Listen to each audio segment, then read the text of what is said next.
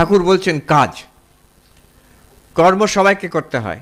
সে গৃহস্থই করছে, যে স্কুল কলেজে পড়ছে সেও করছে, যে চাকরি করছে সেই করছে, বাড়িতে কাজ করছে, আশ্রমেও আমরা সবাই কাজ করছি। ঠাকুর এখানে কর্মের রহস্য ধরিয়ে দিচ্ছেন মণিকে। ঠাকুর বলছেন নিষ্কাম কর্ম করবে। তারপর বলছেন ঈশ্বর বিদ্যাসাগর যেসব কাজ করে সেগুলো ভালো, নিষ্কাম কর্ম করার চেষ্টা করবে। আমার মনে আছে একজন প্রকাণ্ড পণ্ডিত, গোলপার্কে ছিলেন, ন্যায়ের পণ্ডিত ছিলেন না, তারপরে বেনারসে থাকতেন, বুঝতে পেরেছি, হ্যাঁ, পণ্ডিত মশাই আমাকে একদিন বলছেন যে আচ্ছা এই তো ইষ্টাপূর্ত কর্ম বেদে আছে, কর্মকাণ্ডে আছে, আপনাদের স্বামীজি এখানে স্বামীজি নূতন কি আর শিবজ্ঞানে জীবসেবা কর্মযোগের নূতন কি করলেন? তখন আমার মনে হলো এই যে কর্মের রহস্য, এটা আমাদের বেদের, আর হ্যাঁ আরেকজন ছিলেন বেনারসে থাকতেন, প্রফেসর ছিলেন, হ্যাঁ হ্যাঁ। তো তিনি আমাকে বলছেন তো এই কর্মের রহস্য কি। বৈদিক যুগে ঠিকই কথা, উনি ঠিক বলেছেন, ইষ্টাপূর্ত কর্ম আছে, যে যাগযজ্ঞাদি কর্ম আছে এবং মানুষের কল্যাণের জন্য কর্ম আছে। যেমন কেউ কুয়ো খুঁড়ে দিল, আমাদের এখানে আজকে পড়ছিলাম লাহাবাবু বিদ্যালয় করেছেন, মানুষের জন্য জলপানের জন্য কুয়োর ব্যবস্থা করেছেন, এটাকে ইষ্টাপূর্ত কর্ম বলা হতো। তারপরে এক ধাপ এই কর্মের রহস্য আরও গভীর হলো যখন গীতার যুগে শ্রীকৃষ্ণ এসে বলছেন, কর্মযোগের কথা বললেন, যে শুধু যাগযজ্ঞ আদি কর্ম নয়, শুধু মানুষের কল্যাণের জন্য দু একটা করে দিলাম, চ্যারিটেবল অ্যাকশন, চ্যারিটেবল অ্যাকশন। আমার মনে আছে ছোটোবেলায় ঠাকুরদা ঠাকুমা আমাদের ওই তখন 10 পয়সা করে নাতি নাতনিদের দিতেন, ভিখিরেরা সামনে আসতো, ভিখি দিতে সবাইকে, নাতি নাতনিরা দিয়ে 10 পয়সা, তখন সেটাই 10 পয়সা তখন ছিল, দেওয়া হতো। এটা দান করা, এটা চ্যারিটেবল অ্যাকশন। কিন্তু শ্রীকৃষ্ণ তার থেকে এগিয়ে গিয়ে বলছেন আমাদের যে কোনো আমাদের যে কোনো কর্ম, আমাদের বলছেন তোমার যে যুদ্ধ করা কর্ম, ব্যাটলফিল্ড কুরুক্ষেত্র যুদ্ধক্ষেত্রতে, এই কর্ম এটাকেও সাধনা করা যেতে পারে। অফিসের কাজ, বাড়িতে কাজ, স্কুলে কেউ পড়াশোনা করছে, কলেজে পড়াশোনা করছে, যে কোনো কর্মকে সাধনা করা যেতে পারে। এটা কর্মের রহস্যের একটা নতুন রেভলিউশন এনে দিলেন শ্রীকৃষ্ণ। আমাদের দৈনন্দিন কাজ যেটা, সেটা কর্মযোগ, সেটা একটা সাধনা করে দিলেন শ্রীকৃষ্ণ। তার পরবর্তীকালে স্বামী বিবেকানন্দ এসে, ঠাকুর এসে, যে শুধু নিজের কর্মগুলোকে যে কর্মযোগ করতে পারে সেটা শুধু তাই নয়, ব্যাপক অর্থে এই যে বিরাট, এই যে লক্ষ লক্ষ মানুষ, তাদের সেবা করা, এইটা হচ্ছে আরেকটা রেভলিউশন এনে দিলেন। এটা কিন্তু কর্মযোগের আরেকটা নতুন ধাপ খুলে গেল। এখানে দেখুন ঠাকুর কিন্তু ইঙ্গিত করে দিয়েছেন, বলছেন নিষ্কাম কর্ম করবে, তো সেটা তো ইষ্টাপূর্ত কর্ম হতে পারে।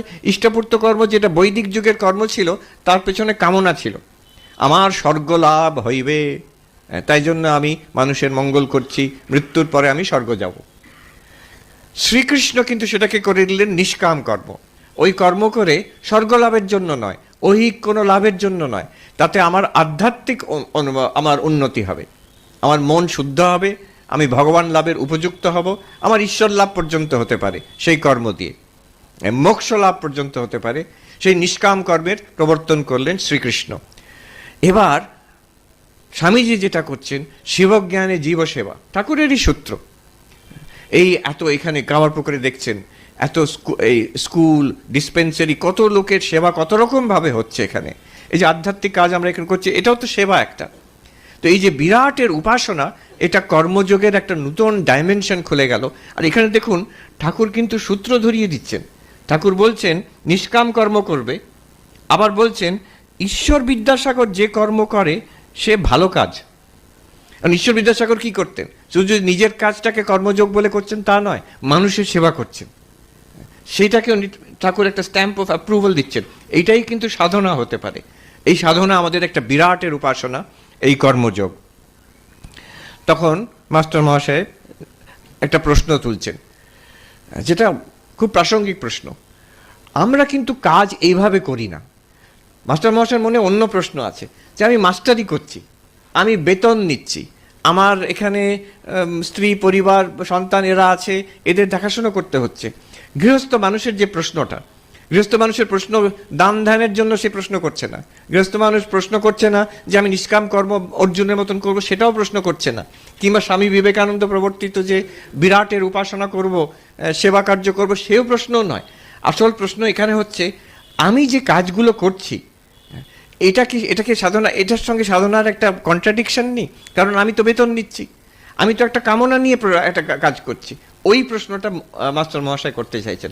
তার জন্য আবার ফিরিয়ে এনে ঠাকুরকে জিজ্ঞেস করছেন, আচ্ছা আমি একটা কথা শুনলাম হিন্দিতে, যাহা কাম তাহা রাম নেই, যাহা রাম তাহা কাম নেই। আমি কামনা বাসনা দিয়ে যদি কাজ করি, এটাতে আমার সাধনার একটা অন্তরায় হবে না? তখন ঠাকুর জিজ্ঞেস করছেন, আচ্ছা যেখানে কর্ম, মাস্টার মহাশয় জিজ্ঞেস করছেন, সেখানে কি ঈশ্বরকে পাওয়া যায়? প্রশ্নটা এইটাই। আমি তো ঈশ্বরকে চেয়ে কর্মটা করছি, আমার তো তাহলে জীবন দুরকম হয়ে গেল। একটা জীবনের একটা দিক হচ্ছে আমি মাস্টারিজ করি, স্কুলে বাচ্চাদের পড়াচ্ছি, তার বেতন পাচ্ছি আমি। আরেকটা জীবন হয়ে গেল ঠাকুর তোমার কাছে আসছি, আমি সাধন ভজন করছি, ঈশ্বর লাভের চেষ্টা করছি। এইটাই, এই বিড়ম্বনা কিন্তু সবাইকার জীবনে আছে। আমাদের যেন দুটো জীবন হয়ে যাচ্ছে। একটা এখানে আশ্রমে আসছি, সাধন ভজন করার চেষ্টা করছি, প্রার্থনা করছি, দীক্ষা নিয়েছি, জপ ধ্যান করছি। আরেকটা সেই অফিসে, দোকানে, স্কুলে, কলেজে, বাড়িতে, ঘরে কত রকম কাজ করছি, তার সঙ্গে কোনো কিন্তু ভগবানের সম্পর্ক পাচ্ছি না আমি। এই দুরকম জীবন হয়ে যাচ্ছে। দুরকম জীবন হলে মুশকিল হয়। যদি আমাদের কর্মজীবন আর সাধন জীবন আলাদা করে দিই, বোথ সাফার। কর্মজীবন যদি আলাদা করে দিই সাধন থেকে, কিছুদিন পরে হবে কি, যতই ভালো জীবন যাক মনে হবে এটা নিরর্থক, শূন্য। ঠাকুর বলছেন যতগুলো শূন্য পরপর লাগিয়ে দাও, টোটাল শূন্যই হবে। তো আমাদের কর্মের জীবন আমি দেখেছি আমেরিকাতে, এখান থেকে অনেক ছেলে মেয়ে যায় ওখানে কাজ করছে। একটি ছেলে আমাকে বলল, আমার বাবা মা অতি সাধারণ, তারা খুব পরিশ্রম করে আমাকে ভালো জায়গায় পড়িয়েছেন ইন্ডিয়াতেই। এখন আমি সুযোগ পেয়ে আমেরিকাতে এসে নিউ ইয়র্কে ওয়াল স্ট্রিটে কাজ করি, খুব বড় কোম্পানিতে। বলছেন মহারাজ বিশ্বাস করুন, আমার বাবা জীবনে যা আয় করেছেন, বাবা যা জীবনে আয় করেছেন, টোটাল যা আয় করেছেন, আমি প্রতি মাসে তার থেকে বেশি আয় করি, প্রতি মাসে। কিন্তু আজকে এসে আমার এখানে মনে হচ্ছে এরপরে কি, এটা কি, আমি এটা করে আমার লাভটা কি হলো? আমার তো কোনো শান্তি নেই, আনন্দ নেই, কিছুই যেন মনে হচ্ছে না, খড়কুটোর মতন মনে হচ্ছে। আর বাবা মাকে জিজ্ঞেস করলে তারা তো কিছু বলতে পারছে না। তারা বলছে বাবু আমরা তো এইটুকুই জানতাম, খেটে খুঁটে তোকে পড়িয়েছি, তুই ভালো চাকরি করছিস, বিদেশে থাকিস, এরপরে কি হবে, এর তো কোনো আমার জবাব আমার কাছে নেই। তো এই দুটো আলাদা করলে, কর্মের জীবন যদি সাধন জীবন ভগবানের থেকে, ঈশ্বরের থেকে আলাদা হয়ে যায়, মিনিংলেস হয়ে যায়, ভেতরে কোনো আর সার পাওয়া যায় না। কিছুদিন পরে এই তো কাজ করছি, এই তো ঘর সংসার হলো, তারপরে বৃদ্ধ হচ্ছে, দুদিন পরে মরে যাব। তাহলে হলোটা কি? শেষ পর্যন্ত কি দাঁড়ালো আমার? আমি কি পেলাম এই সব কিছু থেকে? দুদিন পরে ছেলেমেয়েরা বড় হয়ে চলে গেল, এবার আমি বুড়ো বুড়ি বসে আছি। আমি আমেরিকাতে এরকম অনেক দেখেছি, ভারতবর্ষ থেকে গেছে, বিশাল তাদের টাকা পয়সা, বিশাল তাদের অ্যাচিভমেন্ট, ছেলেমেয়েরা বড় হয়ে চলে গেছে। হয়তো একজন যে বৃদ্ধ কিংবা বৃদ্ধা মারা গেছেন, একজন বাকি আছেন, তিনি বিশাল বাড়িতে একা বসে আছেন। এখন ভাবছেন করলুমটা কি জীবনে? এটা যদি আমি কর্মজীবনকে সাধনার থেকে আলাদা করে দিই, আর সাধন জীবন যদি কর্মর থেকে আলাদা করে দিই, তখন এই প্রশ্ন উঠবে, সময় পাওয়া যায় না মহারাজ, কাজের এত ব্যস্ততা, তার থেকে জবধানি বা করবো কত? আবার আপনারা বলছেন বেদান্ত পড়তে হবে, গীতা পড়তে হবে, কথামৃত, আর সময় কোথায়? সময় নেই, এনার্জি নেই। কর্মের জীবন, সংসার এতটা সময় টেনে নেয়। এখন আমেরিকাতে, নিউ ইয়র্কে, যেখানে ওকে বলে সিটি দ্যাট নেভার স্লিপস, মানে ওখানে কেউ ঘুমায় না, মানে হচ্ছে সারাক্ষণ ব্যস্ত। কিন্তু কি নিয়ে ব্যস্ত? টাকা, আরো টাকা, আরো টাকা, আরো টাকা, এই নিয়ে দিন রাত কেটে যাচ্ছে। তাহলে সাধনার, জপ ধ্যান, ঈশ্বরের কাছে প্রার্থনা, শাস্ত্রপাঠ, সময় কোথায় থাকবে, এনার্জি কোথায় থাকবে? অতএব দুটো জীবন যদি আমরা করে দিই, বোথ উইল সাফার। আমার দৈনন্দিন কর্মের জীবন মিনিংলেস হয়ে যাবে, নিঃসার হয়ে, অসার হয়ে যাবে, এবং সাধনার জীবনের সময় থাকবে না, এনার্জি থাকবে না, টাইম থাকবে না। এইখানে ঠাকুরের যে এটা একটা গভীর উপদেশ সবাইকার জন্য আমাদের। বলছেন কর্ম ত্যাগ করা যায় না। মাস্টার মহাশয় বলছেন ওই কর্মতে এটা কি ভগবান লাভ হবে? ওটা তো কামনা বাসনা দিয়ে করছি, সেখানে তো যেখানে কাম আছে সেখানে রাম নেই, যেখানে রাম আছে সেখানে কাম নেই। ঠাকুরের কি সুন্দর জবাব! উনি মাস্টার মহাশয়ের মনের মধ্যে কি আছেন ঠিক ধরেছেন। মনের মধ্যে কি আছে? মাস্টার মহাশয় যে পরে পরে করলেন যে স্ত্রী পুত্রকে কতদিন দেখব, তার মানে ওনার সন্ন্যাস নেওয়ার ইচ্ছে আছে, যে এগুলো আমি ছেড়ে দেবো, এগুলো ছেড়ে দেবো, এসব আর করবো না আমি। ঠাকুর সঙ্গে সঙ্গে, এবার দেখুন ঠাকুরের জবাব কেমন, হ্যাঁ, বজ্রের মতন জবাব। বলছেন কর্ম ছাড়ার জো নেই। বলছেন তুমি ছেড়ে দেবে তো? দেখো, বলছেন কর্ম সকলেই করে। তুমি যদি ভেবেছো যে এই চাকরি ছেড়ে দেবে, স্ত্রী পুত্র ছেড়ে দেবে, আশ্রমে গিয়ে থাকবে, বলছেন তার নাম গুণ করা এও তো কর্ম। তুই যদি জপ ধ্যান করবি, কীর্তন করে থাকবে, এও তো কর্ম। বলছেন আচ্ছা বেদান্তবাদীরা খুব সূক্ষ্ম, মাস্টার মহাশয় বেদান্ত পড়েছেন, সেখানে জ্ঞান কর্মের বিরোধ পাতায় পাতায় পাওয়া যায়। শঙ্করাচার্য বলছেন জ্ঞান আর কর্মের বিরোধ পর্বতবৎ অকম্প্যম, পর্বতের মতন এত বড় বিরোধ আছে দুটোর মধ্যে। ঠাকুর কিভাবে পরিষ্কার করে দিচ্ছেন সেখানে, এই 1000 বছরের কনফিউশন হয়ে গেছে আমাদের। ঠাকুর বলছেন সেখানে সোহংবাদীদের আমি সেই, এই চিন্তাও কর্ম। বেদান্তবাদীরা যে বিচার করছে আমি সব কর্ম ত্যাগ করে সন্ন্যাস নিয়ে আমি শ্রবণ মনন নিদিধ্যাসন করে জীবন কাটাবো, কি চিন্তা করব? আমি সেই চিদানন্দ রূপ শিবোহম, এইটা আমি চিন্তা করব। এই আমি বিচার করব আমি শরীর নই, মন নই, আমি শুদ্ধ চৈতন্য দ্রষ্টা, আমি এই চিন্তা করে। ঠাকুর বলছেন এটাও তো কর্ম, এটা তো মন দিয়ে কাজ করছো, বুদ্ধি দিয়ে কাজ করছো। তুই শরীরে চুপ করে বসে আছো, ভিক্ষা করে খাচ্ছ, পাহাড়ে থাকো, কিন্তু এটা তো কর্ম করছো। তুই যখন শ্রবণ করছো, মনন করছো, নিদিধ্যাসন করছো, এটাও কর্ম। এখানে ঠাকুরের এই একটা ছোট কথায় আমি সেই, এই চিন্তাও কর্ম, এর মধ্যে একটা গভীর বেদান্তের তত্ত্ব লুকিয়ে আছে। শঙ্করাচার্য কি বলতে চেয়েছিলেন? বলছেন জ্ঞান আর কর্মের বিরোধ কোথায়? যতদিন আমি নিজেকে এই শরীর ভাবি, ভাবতিছ না, আমি তো পরিষ্কার, আমার কাছে ইটস এ ট্রুথ, আমি এই শরীর, এটা আমি যে চিন্তা করে মতলব করে বসে আছি তা নয়, এটা ফ্যাক্ট আমার কাছে, আমি এই শরীর, আমি এই মন। ততদিন আমি যা করব, আমি যদি ভক্তি করি এটাও কর্ম, আমি যদি জপ ধ্যান করি এটাও কর্ম, আমি যদি বেদান্ত বিচার করি এটাও কর্ম। শরীর মনের সঙ্গে আইডেন্টিফিকেশন থাকলে যা করা হবে কর্ম। আর এর একটা উদ্দেশ্য আছে, আমি কেন বিচার করছি, কেন বেদান্ত বিচার করছি? আমার ব্রহ্মজ্ঞান হবে বলে।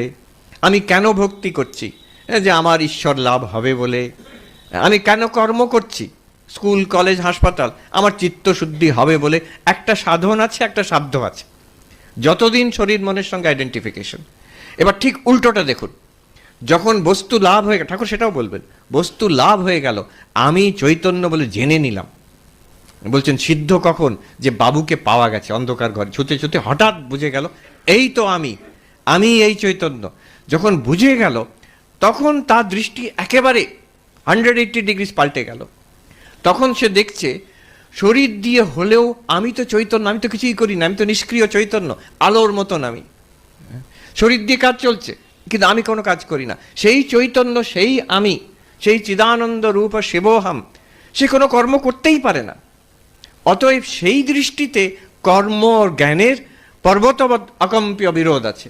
হ্যাঁ, এটা হচ্ছে একটা মেটাফিজিক্যাল দার্শনিক দৃষ্টি দিয়ে। নাহলে শঙ্করাচার্য কি কাজ করেননি? তার চেয়ে বেশি কাজ কে করেছেন? 32 বছর বয়স অবধি তিনি দিন রাত সারা ভারতে এপাশ থেকে ওপাশ ঘুরে কত কাজ যে করে গেছেন।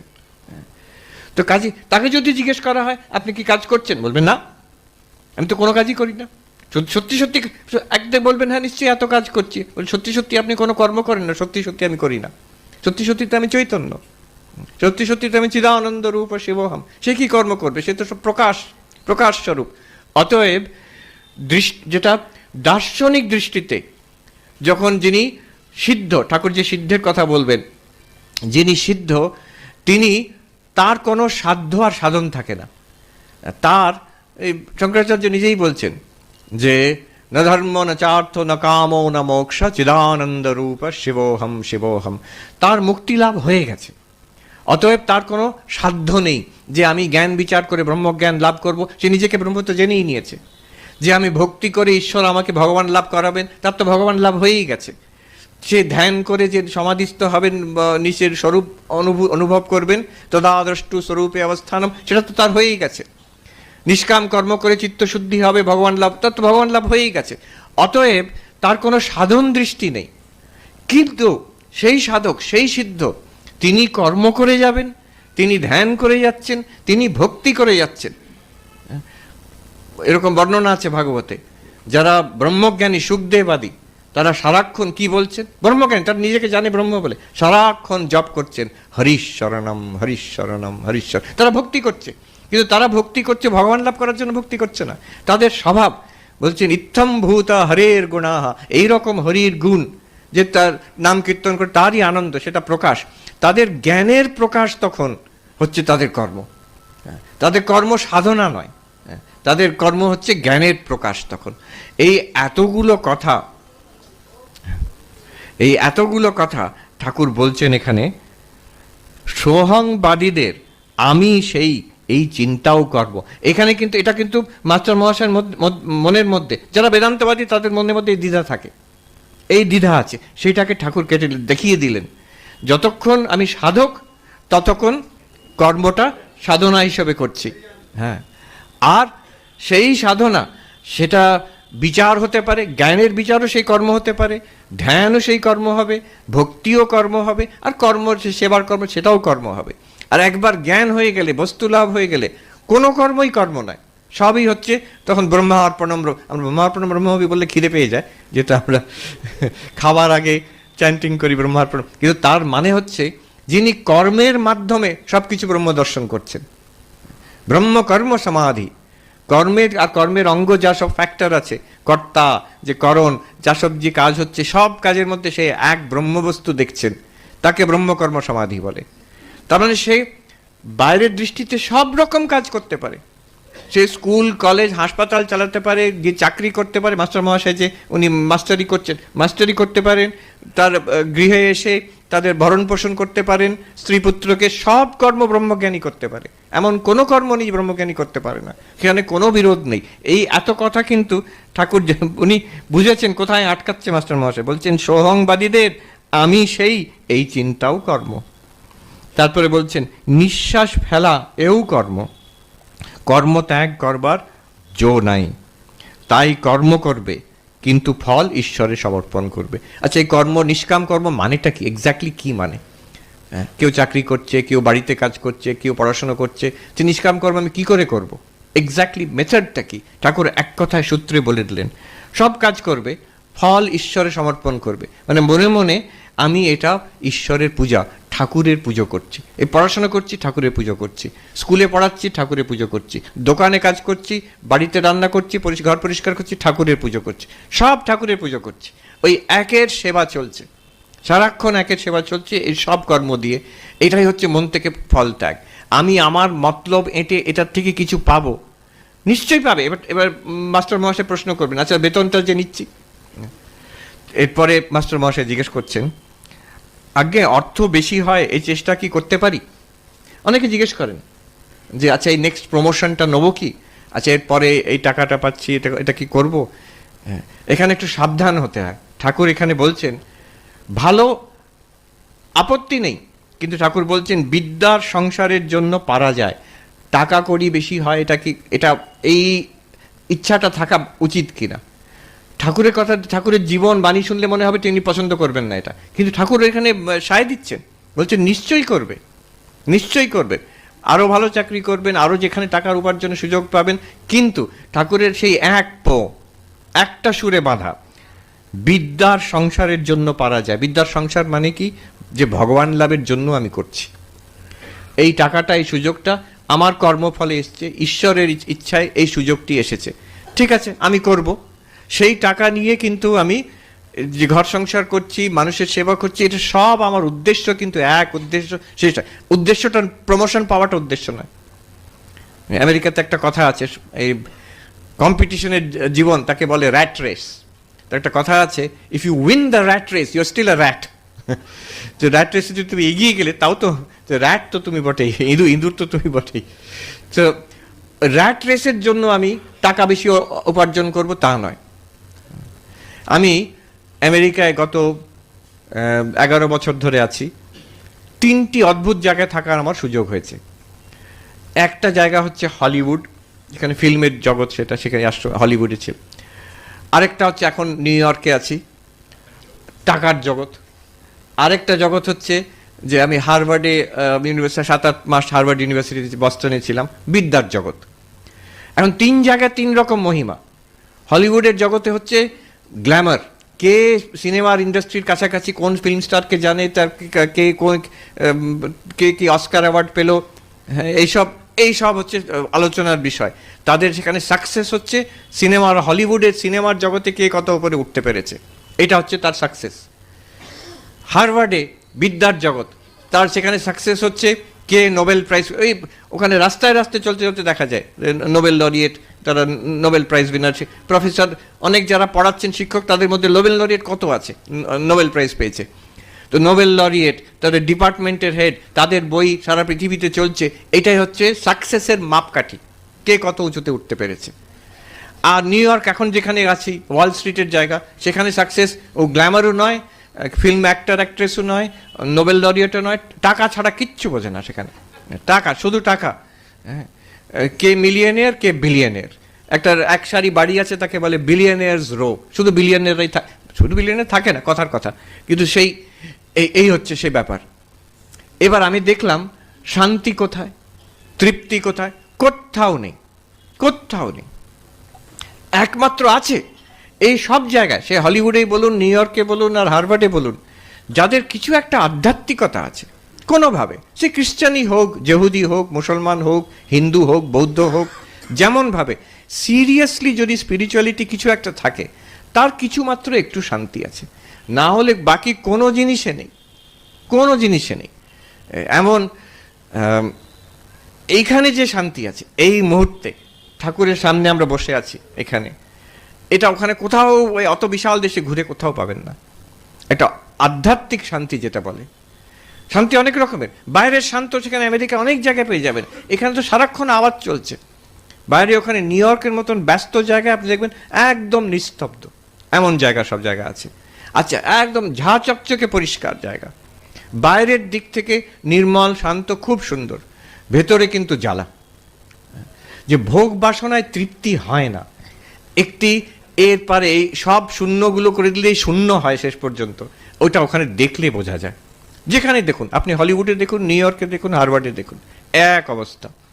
ঠাকুর বলছেন এই শূন্যগুলোর আগে এক বসালে তবে সব শূন্যর ভ্যালু, যদি একটা শূন্য হয় 10 হবে, দুটো শূন্য হলে 100, তিনটে শূন্য হলে 1000 হবে। তাই জন্য ঠাকুর এখানে বলছেন টাকা উপার্জন করবে, এককে রেখে তারপরে শূন্য লাগাও, তুমি টাকা আনো, বিয়ে থা করো, সংসার করো, নাম যশ করো, কেউ পলিটিক্সে আছে, কেউ লেখাপড়ার জগতে আছে, কেউ সায়েন্সের জগতে আছে, আর্টসের জগৎ, সব ভালো, একটার পর একটা শূন্য বসিয়ে যাও, সবগুলো ভালো হবে যদি ওই এক থাকে। ঠাকুর পরিষ্কার বলছেন, বিদ্যার সংসারের জন্য যদি টাকা রোজগার করতে চাও তাতে দোষ নাই, আবার বলছেন বেশি রোজগারের চেষ্টা করবে, কিন্তু সদ উপায়। একটা হচ্ছে বেশি রোজগার, আবার অসৎ উপায় আছে, অসৎ উপায়ের অনেক অনেক রকম আছে। সাবধান কি হতে হয়, একজন আমার মনে আছেন, তারা ভারতীয়, মানে ওয়েস্ট কোস্টে থাকেন, খুব ভালো চাকরি করেন, ভক্ত মানুষ। তারা বলছেন, আমাকে ভদ্রলোক বললেন যে আমাদের আর কিছু দরকার নেই, এরকম আমরা তৃপ্ত যা পেয়েছি, অনেক পেয়েছি, এবার একটু সময়টা বেশি সাধন ভজনে দেবো। তো কি হলো, তারপরে একটা ক্রুজে গেলেন, জাহাজে একটু বেড়াতে গেলেন স্বামী স্ত্রী, বেরিয়েছে। তারপরে বলছেন আমাকে, আসলে জানেন মহারাজ, ওখানে একজনকার সঙ্গে পরিচয় হয়ে গেল। তিনি বললেন, এই আরেকটা কোম্পানিতে এরকম আরও কয়েক হাজার ডলার এক্সট্রা পাওয়া যাবে, এই চাকরিটা তুমি করবে। আচ্ছা, সেখানে কিন্তু এই ইনস্টলমেন্টে নতুন একটা ভালো লোকেশনে বাড়ি পাওয়া যাবে আর গাড়ি পাওয়া যাবে। আমি হচ্ছে মহারাজ ভাবছি ওটা করি। এই দেখুন সঙ্গদোষ, একটা ভালো কথা ঠিক করেছিল, এবার আরেকজন লোক এসে তাকে দেখালো আরেকটু বেশি হতে পারে। এইটা ঠাকুর বলছেন সদ উপায় করবে, আর উদ্দেশ্যটা ভগবান লাভ। সন্ন্যাসীর উদ্দেশ্য ভগবান লাভ, গৃহস্থের উদ্দেশ্য ভগবান। যারা সাধক, যারা ঠাকুরের কাছে এসেছেন, যারা ঠাকুরের কাছে আকর্ষণ বোধ করেছেন, তারা কেউ কিন্তু সেই অর্থে গৃহস্থ নন। সবাই আমরা মুমুক্ষু, মুক্তিকামী, আমরা সবাই। ঠাকুর বলছেন এখানকার লোক। শিব মোক্ষ ধনেশ্বরমাদি গুরুম প্রণমামি গদাধর ব্রহ্মপরম। তিনি কি দিতে চান? তিনি মুক্তি দেবেন আমাদের যদি তার কথা ভালো লেগেছে, তার মানে আমরা এখানকার লোক, তাঁর লোক আমরা। অনেকের আছে ভালো লাগে না, অনেক আছে কিছু চমৎকার দেখতে চায়, কিছু কিছু ক্ষমতা চায়। নিউ ইয়র্কে পাড়ায় পাড়ায় যোগা স্টুডিও, যোগ শেখানো হচ্ছে। এখানে রামদেব বাবা আসার আগে, এখানে তো এখন রামদেব বাবার জন্য যোগের রমরমাট ভারতবর্ষে, তার আগে কিন্তু নিউ ইয়র্কে আরও বেশি ছিল, এখনও আছে। কিন্তু সেটা কিন্তু ভগবান লাভের জন্য নয়। সেখানে আমাকে দেখতে সুন্দর হবে, আর আমার রোগ সব কম হবে, বডি ফিট থাকবে, এটা সব ভালো কথা, কিন্তু এটা উদ্দেশ্য নয়। ঈশ্বর লাভ জীবনের উদ্দেশ্য, এই কথাটা যাদের মনে টানে, ভক্তি লাভ জীবনের উদ্দেশ্য, শান্তি লাভ জীবনের উদ্দেশ্য, যার মনে টানে তারা ঠাকুরের লোক, এখানকার লোক। ঠাকুর বলছেন আমরা সব ঠাকুরের লোক। দায়িত্ব কতদিন অবধি বলছেন এখানে একটা কথা, যে সন্তান, এটা কিন্তু আমেরিকানদের কাছ থেকে শেখার কথা। ঠাকুর কিন্তু আমেরিকান কথা বলছেন এখানে। সন্তান নিজে সমর্থ হলে আর তাদের ভার লবার দরকার নাই, এটা আমাদের ভারতীয়দের শেখা দরকার। আমি দেখেছি আমেরিকাতে 18 বছর হয়ে গেলে বেশ বিদায়, হ্যাঁ বিদায়। একজন ভারতীয় ওখানে এসে আমাকে বলছেন, মহিলা বলছেন, আমার মেয়েটি স্কুলে পড়ে, তাকে আমাকে এসে একদিন 14-15 বছরের বলছেন, আমাদের মিস বলেছেন ক্লাসে তোমরা রেডি হয়ে নাও, এই যখন 18 বছর বয়স হবে বাবা মা ঘর থেকে বার করে দেবে। তো মা তুমি আমাকে বার করে দেবে ঘর থেকে? এটা তোকে বার করবো কেন? কিন্তু দেখুন ঠাকুর বলছেন যে পাখি যখন নিজে খেতে শিখে যায়, উড়তে শিখে যায়, আবার যদি মার কাছে আসে আমাকে খাওয়াও, মা কিন্তু ঠক্কর মেরে তাড়িয়ে দেয়। একেবারে সে আমেরিকাতে দেখি যদি ছেলে মেয়ে বাড়ি ছেড়ে যাচ্ছে না, তাকে আবার বাবা মা বলবে যে আচ্ছা কালকে আমার সঙ্গে ডিনার করবে, চলো রেস্টুরেন্টে তোমাকে খাওয়াবো। বাবা মা তাকে নিয়ে যাবে রেস্টুরেন্টে, খাইয়ে বলেছে তোমার প্ল্যান্স বলো। প্ল্যান্স বলো মানে কবে যাবে তুমি, বাড়ি ছেড়ে কবে যাবে তুমি, অনেক হয়েছে, 18 বছর বয়স হয়ে গেছে, এবার তুমি কেটে পড়ো। কষ্টও বটে এটা ভারতীয় ছেলেমেয়েদের, যেটা একটা সুবিধা ওখানে দেখলাম, ভারতীয় বাবা মারা এখানে যেমন ওখানেও তেমন। তারা যেমন আমেরিকানরা বলে, আমরা দেখি ইন্ডিয়ান যারা, তো প্রত্যেক ফ্যামিলিতে গাড়ি, একাধিক গাড়ি, 3-4টে করে গাড়ি। ইন্ডিয়ান ফ্যামিলি যারা আর আমেরিকান ফ্যামিলিতে যেটা 2 নম্বর মানে সেকেন্ড হ্যান্ড গাড়ি, সবচেয়ে কম দামের, সবচেয়ে ধারে গাড়ি, সেটা ছেলে মেয়েকে দেবে যখন তারা গাড়ি চালাতে শেখে, 16 বছর পরে গাড়ি চালাতে শেখে। আর ইন্ডিয়ান পেরেন্টসরা ঠিক উল্টো, সবচেয়ে দামি, সবচেয়ে যেটা সিকিওর, সবচেয়ে সেফটি বেশি, সবচেয়ে ভালো নতুন গাড়ি, সেটা ছেলে মেয়েদের দেবে, পুরোনোটা নিজে চালায়।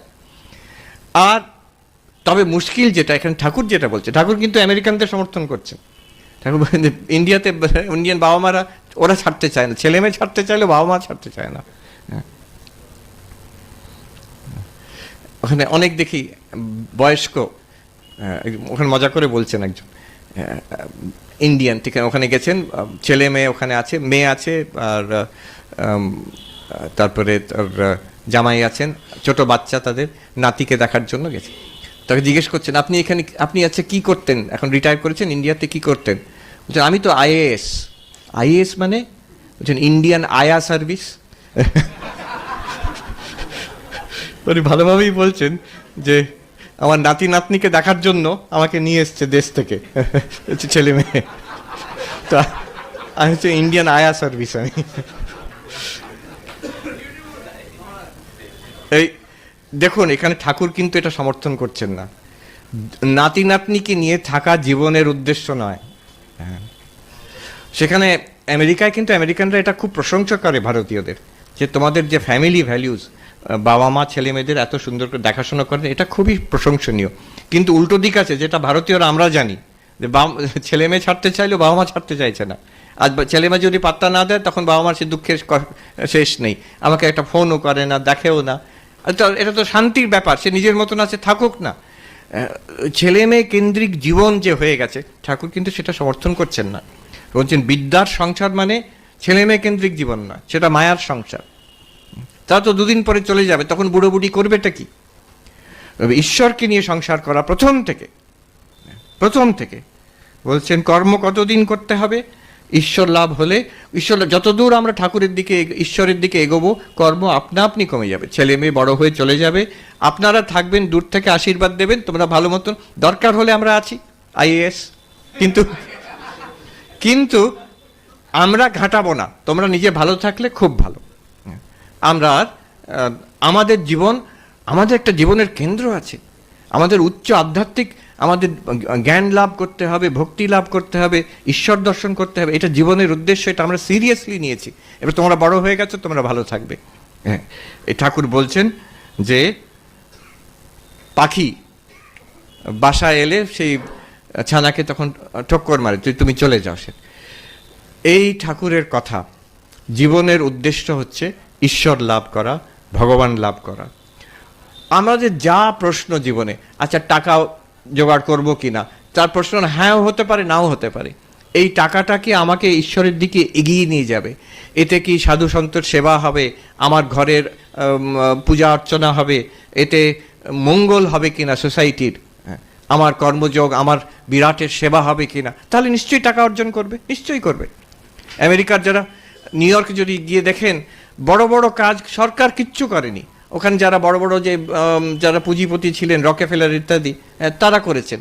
কার্নেগি খুব নাম করা ছিলেন, তিনি বলছেন আমার জীবনের অর্ধেক, তিনি লিখেছেন ডায়েরিতে, আমার জীবনের অর্ধেক হচ্ছে আমি যতটা পারি আমি ধন সম্পত্তি জোগাড় করব, বাকি অর্ধেকটা হচ্ছে ওটা দিয়ে দেওয়ার জন্য, মানুষের সেবার জন্য। এটা যদি হয় তাহলে তো বিদ্যার সংসার হলো। আমি মানুষের সেবার জন্য যে টাকা নিশ্চয়ই করব। আচ্ছা না, একটা নতুন গাড়ি হবে, একটা ইয়াট নৌকা হবে, আর একটা নতুন জায়গায় বাড়ি হবে, এই জন্য যদি আর একটু এক্সট্রা করি না, তাহলে হচ্ছে কি আমি আবার সেই মায়ার সংসারে জড়িয়ে যাচ্ছি। আমি ঠাকুর মা স্বামীজির কাছে প্রার্থনা করি আমাদের সবাইকে তারা আশীর্বাদ করুন, তারা রক্ষা করুন, তারা যাতে আমরা এই পথে চলতে পারি, এই জীবনে আমরা যাতে ঈশ্বর লাভ, ভক্তি লাভ, জ্ঞান লাভ করতে পারি, শান্তি লাভ করতে পারি, এই আশীর্বাদ, এর থেকে বড় জিনিস কিছু নেই। এর জন্য আমরাও আছি, আপনারা সবাই এসেছেন, তার কাছে আমরা এই শান্তিরই ভিখারি, আমরা এই জ্ঞানের ভক্তির ভিখারি, তার কাছে এসেছি। এইটা দেখলে তিনি খুশি হতেন, এই রকম লোক দেখলে তিনি খুশি হতেন, যারা ঈশ্বরকে চায়, ভগবানকে চায়। ওম শান্তি শান্তি শান্তি। হরি ওম তৎসৎ। শ্রীরামকৃষ্ণার্পণমস্তু।